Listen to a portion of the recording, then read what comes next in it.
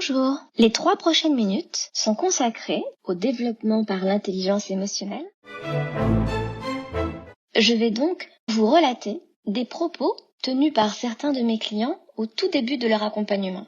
Puis je vous expliquerai comment et pourquoi l'implication de ces personnes dans le développement de leur intelligence émotionnelle a été particulièrement aidante. Certains de ces témoignages appartiennent à des hommes, d'autres à des femmes. Certains sont dans des contextes professionnels et d'autres privés. Je connais bien le concept de « on apprend de ses erreurs ». J'essaie moi-même de le pratiquer au quotidien. J'ai vraiment l'impression que pour moi, ça fonctionne pas cette histoire. D'ailleurs, mes collègues adorent me charrier avec une espèce d'expression qui dit tu fais une erreur une fois, t'apprends, tu fais une erreur 2 fois, je sais pas quoi, et 3 fois, c'est que t'es con. À l'école, j'étais pas du genre populaire. Ça n'a jamais vraiment été un problème pour moi. J'avais mon petit univers, tout allait bien. En fac, c'était pareil. Mais maintenant que je suis dans la vie active, j'aimerais bien que ça change quand même. Et je sais pas comment faire. Je comprends pas. Ce que je constate, c'est que personne dans le service ne connaît même mon prénom. Je viens vous voir parce que j'ai vu sur les réseaux, vous avez posté une blague super drôle et qui en vrai m'a pas fait rire du tout parce que j'ai eu l'impression que c'était moi qui l'avais écrit. C'était ça le post où vous disiez moi j'ai pas d'amis et de toute façon si j'en avais ils seraient méchants avec moi. J'aurais jamais osé le dire comme ça, mais c'est exactement ce que je ressens. Vous l'aurez compris, mes interlocuteurs ont des problématiques qui peut-être ressemblent aux vôtres, peut-être pas. Donc quoi qu'il en soit, la suite devrait vous intéresser.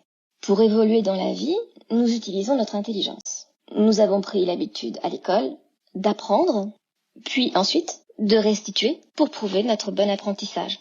Cette forme d'apprentissage utilise les compétences qui sont associées à votre intelligence cognitive, celle qui se mesure à l'aide du quotient intellectuel. Mais comment être dans toutes les circonstances de votre vie? Pour être vous-même, vous utilisez votre intelligence émotionnelle qui vous confère des compétences que vous utilisez à plus ou moins bon escient, de manière plus ou moins consciente. Or, il faut savoir que, contrairement à votre intelligence cognitive qui vous est donnée à la naissance, votre intelligence émotionnelle, elle, présente la très grande chance de pouvoir être développée jusqu'à l'âge de 70 ans. Dans les témoignages que je vous ai partagés, il y a par exemple certaines personnes qui ont de très forts QI, donc une intelligence cognitive très puissante. Mais ça ne suffit pas, parce que le plus puissant des savoir-faire aura toujours besoin d'être accompagné de votre savoir-être. Le rôle d'un coach en développement de votre intelligence émotionnelle est de vous apprendre quelles sont les compétences de cette intelligence, de vous permettre d'identifier vos forces et vos faiblesses.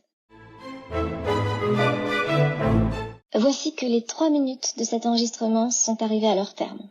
Si vous souhaitez un peu plus de précision technique sur le sujet, j'ai conçu pour vous un autre enregistrement qui s'appelle « Pourquoi et comment faire entrer l'intelligence émotionnelle dans nos vies ». À très bientôt.